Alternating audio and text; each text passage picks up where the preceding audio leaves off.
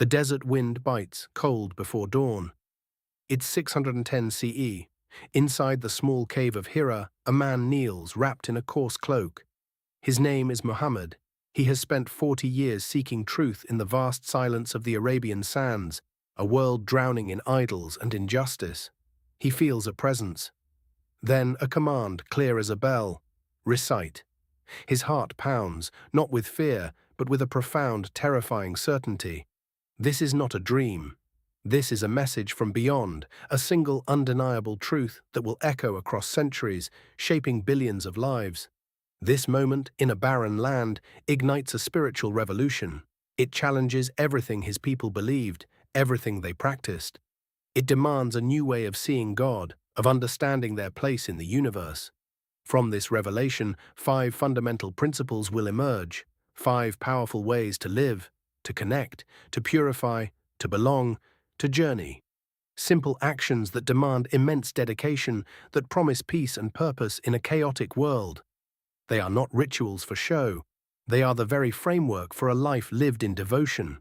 But how could 5 such straightforward commitments, delivered by one solitary man, possibly transform empires and unite disparate nations under a single divine banner? Imagine a world steeped in ancient traditions, where carved idols stood in silent witness around a sacred stone cube in the heart of the Arabian desert. It's the year 610 CE. Mecca is a bustling trade hub, but also a spiritual crossroads with many gods and many beliefs. In this city, one man, Muhammad, a respected merchant, often sought solace and reflection away from the din. He found it in a small cave on Mount Hira, just outside the city. One night, as he sat in solitude, a profound light filled the darkness. The archangel Jibril, peace be upon him, appeared, delivering a message that would echo through time. Muhammad was overwhelmed, terrified, yet deeply moved.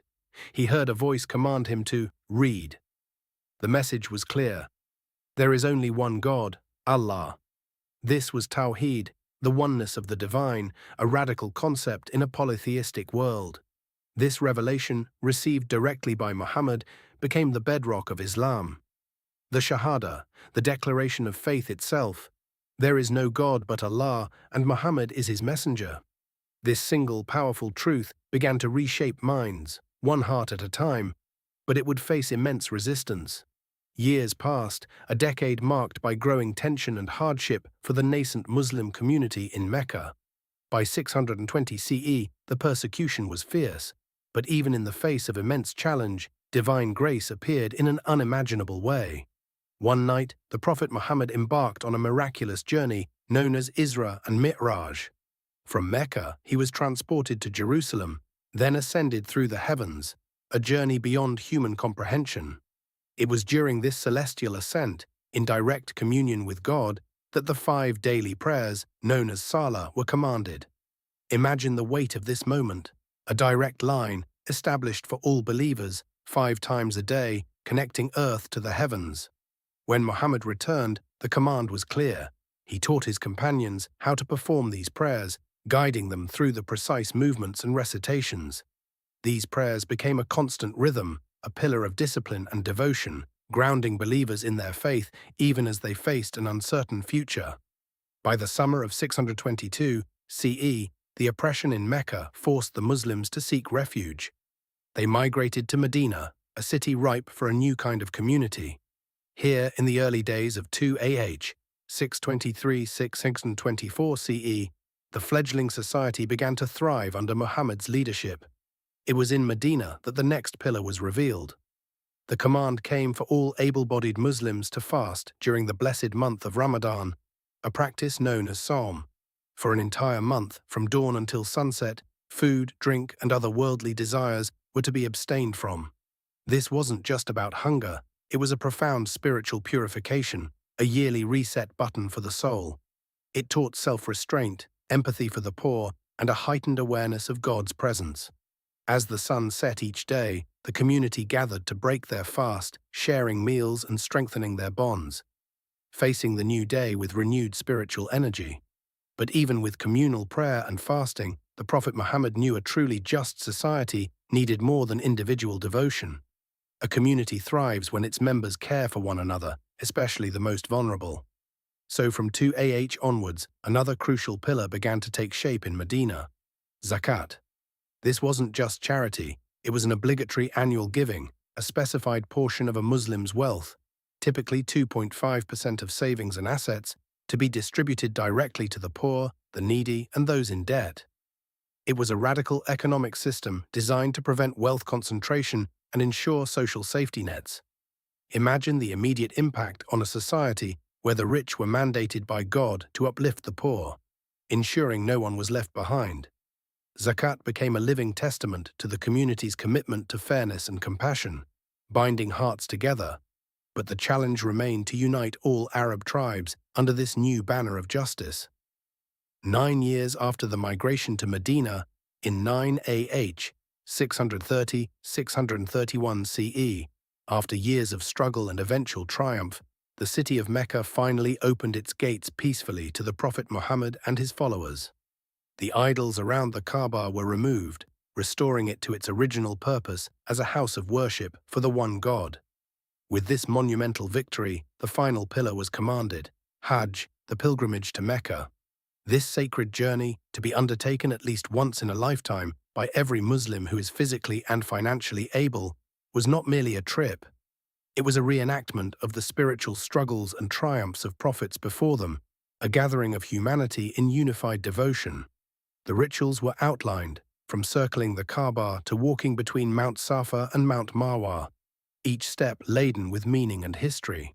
The ultimate demonstration of these pillars came just a year later. In 10AH, 631-632 CE, the Prophet Muhammad himself embarked on his farewell pilgrimage. Tens of thousands of Muslims joined him, an awe-inspiring sea of humanity moving as one. He performed every ritual of the Hajj, providing a definitive, practical guide for all future pilgrims. During this momentous journey, he also delivered his farewell sermon, reinforcing the teachings of all the pillars: the oneness of God, the importance of prayer, the duty of Zakat, the purification of fasting, and the unity of the Hajj. This was the blueprint, fully revealed, lived and demonstrated. In the late Medinan period, as the new faith solidified, a profound interaction further cemented the understanding of these core practices. Angel Jibril, peace be upon him, appeared before the Prophet Muhammad and his companions in human form, asking questions about Islam. The Prophet responded by explicitly articulating the 5 pillars: the Shahada, Salah, Zakat, Sawm, and Hajj. This powerful exchange, known as the Hadith of Jibril, provided an undeniable clarity, solidifying these 5 acts of worship as the foundational cornerstones of the Muslim faith, binding hearts from then until now, creating a pathway to the divine that continues to be walked by billions across the globe.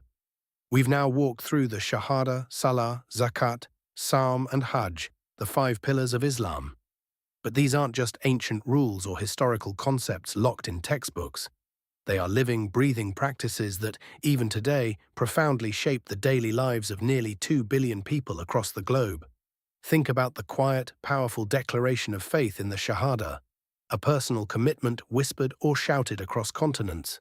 Imagine the comforting, unifying rhythm of daily prayers connecting countless hearts worldwide in a timeless ritual. Consider the transformative act of giving to those in need through Zakat, fostering compassion and justice. Reflect on the profound self-discipline and empathy born from Sawm, the annual fasting that sharpens the spirit. And finally, envision the incredible unifying journey of Hajj, where millions from every corner of the earth converge, shedding worldly distinctions to stand as one before their Creator. These pillars, far from being rigid dogma, are a dynamic framework for a life lived with purpose, community, and a constant awareness of the divine. They instill discipline, cultivate empathy, and foster a deep sense of belonging to a global family. They offer a blueprint for not just individual righteousness, but for a just and compassionate society. The ripple effect of these simple yet profound acts extends far beyond the individual, influencing art, culture, law, and social structures in countless nations. They are a testament to enduring faith, a bridge across time and geography, demonstrating humanity's continuous quest for meaning and connection. This exploration has, I hope, offered you a glimpse into the heart of Islamic practice, revealing its beauty, its logic, and its incredible power to unite. The legacy of these 5 pillars is a vibrant tapestry woven with devotion, resilience, and an unwavering commitment to a higher calling, shaping minds and hearts across generations and impacting civilizations. If this journey into the profound meanings and far-reaching influence of the 5 pillars has deepened your understanding or sparked your curiosity, please take a moment to like this video.